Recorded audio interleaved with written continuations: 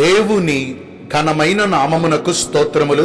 ఈ వాగ్దానమును వింటున్న మీకందరికీ మన ప్రభువును ప్రియ రక్షకుడైన యేసుక్రీస్తు నామములో శుభములు, మా హృదయపూర్వకమైన వందనములు. ఈరోజు మీ కొరకైన దేవుని వాగ్దానము సామెతలు గ్రంథము 15వ అధ్యాయము 3వ వచనము. యెహోవా కన్నులు ప్రతి స్థలము మీద ఉండును. మంచి దేవుడైన యేసయ్య ఈ మంచి వాగ్దానమును నేడు మనందరి జీవితములలో నెరవేర్చునుగాక. ఆమేన్. ఈ వాగ్దానాన్ని మనము పరిశీలిస్తే, మన దేవుడైన యెహోవా చూచుచున్న న్యాయాధిపతి. ఆయన కన్నులు ప్రతి స్థలము మీద ఉంటాయి. ఆయన కన్నులు ప్రతి వానిని లక్ష్య పెడుతూ ఉంటాయి. మనుషులు పైరూపాన్ని లక్ష్య పెడతారు గాని మన దేవుడైతే మన హృదయమును, అంతరంద్రియములను ఆయన పరిశీలించుచున్న నీతి కలిగిన దేవుడు. అసలు దేవుని కనుదృష్టి మన పైన ఉంటే మనకు జరిగే ప్రయోజనాలు ఒకటి చెప్పమంటారా, రెండు చెప్పమంటారా? ఒకటిగా ఆలోచిస్తే మన ప్రతి పరిస్థితులు ఆయన చక్కబరుస్తారు. ఆయన ఒక్కసారి మన దీనస్థితిని చూచారనుకోండి, పాడైపోయిన మన పరిస్థితులన్నీ ఆయన తిరిగి మరలా బాగు చేస్తారు. ఇలాగేనండి, ఒక రోజున నాయీను గ్రామానికి యేసు ప్రభు వెళ్ళారు.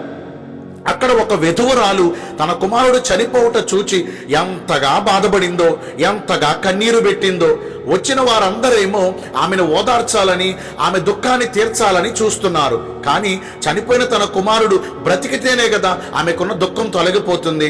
ఇలా వచ్చిన వారందరూ ఆ మాట ఈ మాట చెప్పి ఏదో కొంచెం బలపరచాలని చూస్తున్నారు. కానీ ఆమె కన్నీరును ఎవరు ఆపు చేయలేకపోయారు. యేసుక్రీస్తు ప్రభు ఆ గ్రామము గుండా వెళుతూ ఆమె కన్నీరును చూచారు. ఆమెతో మాట్లాడుచూ చనిపోయిన తన కుమారుడు ఉన్నటువంటి పాడెను ముట్టగా చనిపోయిన తన కుమారుడు దిగ్గున లేచి కూర్చున్నాడు. ఎంత ఆశ్చర్యకరమండి! వచ్చిన వారందరూ ఆమె కన్నీళ్లు చూచారు, ఆమె దుఃఖాన్ని చూచారు. ఏదో తమకు తోచిన ఒక్కొక్క మాట సాయం చేశారు, కానీ ఎవ్వరూ తమ దుఃఖాన్ని ఆపలేకపోయారు.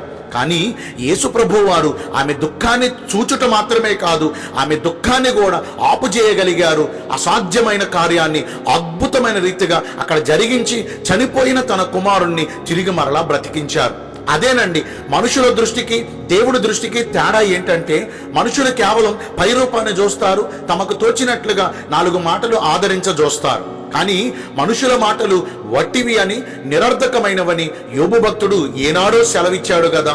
కానీ దేవుడు చూచుట వల్ల అసాధ్యమైన కార్యాలు కూడా మన జీవితాల్లో సాధ్యపరచబడతాయి.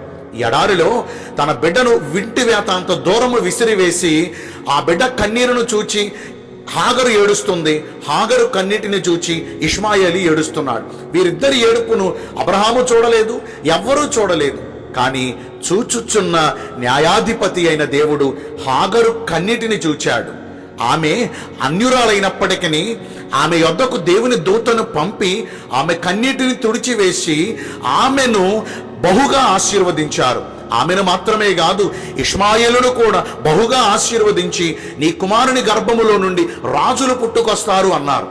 ఇప్పుడు చూడండి, ఎప్పుడో కొన్ని వేల సంవత్సరాల క్రితం దేవుడిచ్చిన ఆశీర్వచనం ఇప్పటికీ మెసొపొతేమియా ప్రాంతమంతా, అరేబియా ప్రాంతమంతా ఇలా వర్ధిల్లింది అంటే అది దేవుడు ఆ రోజున హాగరుకు తన కుమారుడైన ఇష్మాయేలుకు ఇచ్చిన ఆశీర్వాదమే. అంటే దేవుని కనుదృష్టి మనపై ఉంటే అసాధ్యమైన కార్యాలు సాధ్యపరచడం మాత్రమే కాదు, పాడైన మన పరిస్థితులు బాగు చేయటం మాత్రమే కాదు, గాని మన దుఃఖమును తొలగించి ఆయన మనలను ఆశీర్వదిస్తారు. దేవుడైన యెహోవా కనుదృష్టి మన మీద, మన కుటుంబాల మీద, మనకు కలిగిన సమస్తము మీద ఆయన కనుదృష్టి ఉండునుగాక. దేవుడు మనలను లక్ష్యపెట్టునుగాక. దేవుడు మన పరిస్థితులను మార్చునుగాక. నిశ్చయముగా ఆయన మనలను ఉన్నతమైన స్థితిలో నిలబెట్టునుగాక. ఆమేన్. మరి ప్రియ దైవ జనాంగమా, దేవుని కనుదృష్టి మన మీద ఉండుట వల్ల మనకు కలిగే ధన్యతలు మనం తెలుసుకున్నాం. మరి ఇప్పుడు దేవుడు మనలను లక్ష్య పెట్టాలంటే మనము ఎలాగున ప్రవర్తించాలి? మొదటిగా దేవుడు ఎవరిని లక్ష్య పెడతారంటే, ఆయన మనలను చూచునప్పుడు మనము ఆయన దృష్టికి దీనులుగా ప్రవర్తించాలి. యెహోవా దీనులను లక్ష్యబెట్టును. ఆయన మహోన్నతుడే, ఆయన గొప్ప దేవుడే. ఆయనను ఈ భూమిపైన మనము ఆయన దృష్టికి దీనులుగా ప్రవర్తించటం వల్ల ఆయన మనలను లక్ష్య పెడతారు. ఆయన కనుదృష్టి మన మీద ఉంటుంది. ఒకవేళ కలిగిన వాటిని బట్టి అతిశయపడుతున్నామేమో, మన తలాంతులను బట్టి, మనకు కలిగిన అందాన్ని బట్టి, మనకు కలిగిన ఆస్తిపాస్తులను బట్టి, మనకు కలిగిన కులాన్ని బట్టి, మనకు కలిగిన దేనిని బట్టి అతిశయపడిపోయి దేవుని కంటే నేనే గొప్పవాడిని అనుకుంటున్నామేమో. అస్సలు పొరపాటుగా అలా మనల్ని మనం హెచ్చించుకోవద్దండి. ఎందుకంటారా, తన్ను తాను హెచ్చించుకున్నవాడు తగ్గించబడతాడు. ఎవరైతే దేవుని దృష్టికి తమ్ముడు తాము తగ్గించుకుంటారో దేవుడు వారి పక్షమందు వారిని దృష్టించి వారిని పరిస్థితులు మార్చి వారిని ఉన్నతమైన స్థితిలో నిలబెడతారు. అంటే దేవుడు మనలను చూడాలి అంటే, ఆయన కనుదృష్టి మన మీద ఉండాలంటే మనలను మనము తగ్గించుకోవాలి, దీనులుగా విధేయులుగా ఆయన దృష్టికి ప్రవర్తించాలి. ఇక రెండవదిగా, దేవుని కనుదృష్టి మనపై ఉండునట్లుగా కన్నీరు విడుచుచు దుఃఖించుచు ప్రార్థించాలి. ఇశ్రాయేలీయులు వేదనతో కూడి నిట్టూర్పులు విడుస్తూ తమ దేవుడైన యెహోవాకు ప్రార్థన చేయగా వారి మూలుగును ఆలకించిన దేవుడు, వారి కన్నీటిని చూచిన దేవుడు వారి యొద్దకు దిగి వచ్చాడు. వారికి వాగ్దానం ఇచ్చి వాగ్దాన భూమికి నడిపించారు. ఈ రోజున దేవుని ఎదుటకు వచ్చిన మనము కన్నీరు విడుచుచు ప్రార్థన చేయగలుగుచున్నామా?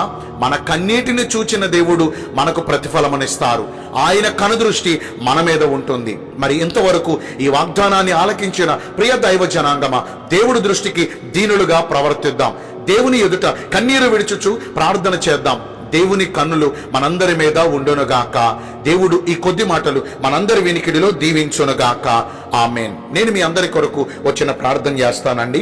పరిశుద్ధుడ, ప్రేమ కలిగిన యేసురాజా, నీ కృపగల ఘనమైన నామమును బట్టి నిండు మనసుతో కోట్ల కొలదిగా మీకు మా కృతజ్ఞతా స్తుతులు స్తోత్రములు వందనాలు చెల్లిస్తున్నాం.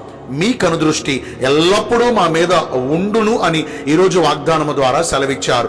మీ కనుదృష్టి మాపై ఉండాలంటే మేము ఎలాగున ప్రవర్తించాలో కూడా మీరు మాకు సెలవిచ్చారు. అట్టి ప్రకారము నడుచుకుని ఈ వాగ్దాన ఫలమును పొందుకునే కృప నేడు మాకందరికీ దయచేయండి. ఈ రోజున ఎందరైతే పుట్టినరోజులను, వివాహ దినములను, ఇతరమైన శుభకార్యములను జరిగించుకుంటున్నారో వారందరికీ మెండైన దీవెనలు కుమ్మరించమని, మీ రాకడ కొరకు మమ్మను సిద్ధపరచమని యేసుక్రీస్తు ప్రశస్త నామమున ప్రార్థించి వేడుకొనుచున్నాను మా ప్రియ పరలోకపు తండ్రి.